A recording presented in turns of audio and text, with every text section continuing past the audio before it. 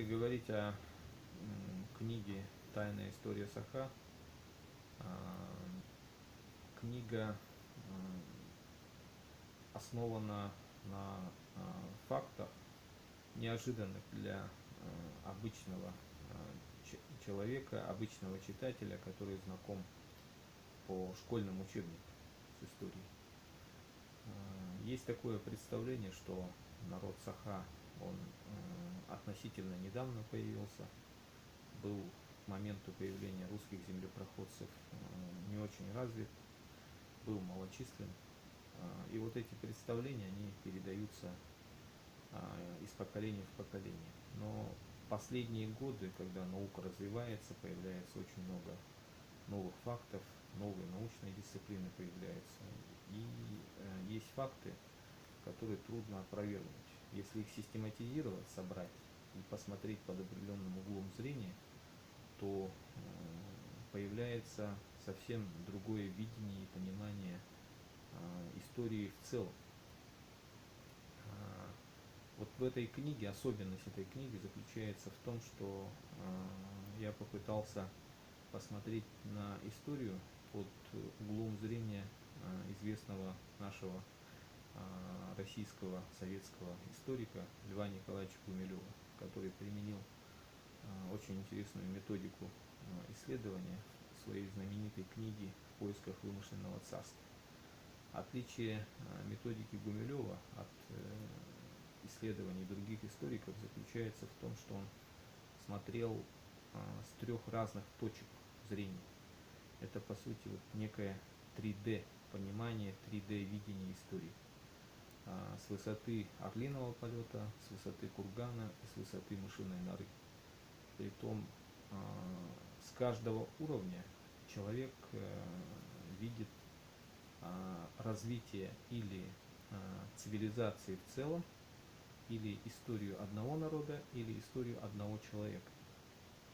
Это позволяет более объективно рассматривать вот эти исторические процессы. А слабость современной науки, в том числе исторической, в том, что мы зачастую ограничиваемся изучением только одной локальной проблемы и большого не видим. Есть же такое выражение «большое видится на расстоянии». Вот, методика Гумилева, на мой взгляд, она позволяет более объективно разобраться. Тем более очень сложная, дискуссионная, запутанная история Саха, где существует очень много точек зрения, есть споры. И чтобы разобраться и восстановить вот эту всю полноту нашей истории, которая относительно изучена только начиная с 17 века, с появления русских землепроходцев, мы практически ничего не знаем о том, что было до этого. И вообще не изучали тему наших взаимосвязей с другими народами Евразии и Америки, хотя они объективно вот налицо. Если вот говорить о связях наших с индейцами, например, Америки, даже визуально видно, как они на нас похожи, или они на нас похожи, или мы на них похожи.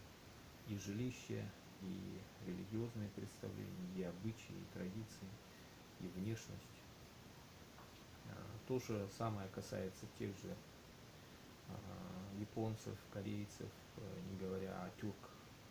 И было удивительное такое дежавю, когда мы были, например, неоднократно в республике Алтай, встречались с местными жителями, и казалось, что мы находимся в одном из сел нашей республики Саха, Якутии, и общаемся со своими земляками, которые по непонятным причинам говорят на другом языке. Но мы их язык тоже понимали где-то процентов на 30-40. Потом есть же такие факты, которые говорят, что старые языки многих народов, они понимаются и читаются даже в большей степени с помощью языка Саха. Например, тот же староанглийский специалисты читали с помощью языка Саха, или старомонгольский. В истории очень много загадок, и надо, мне кажется, попытаться объективно разобраться в них.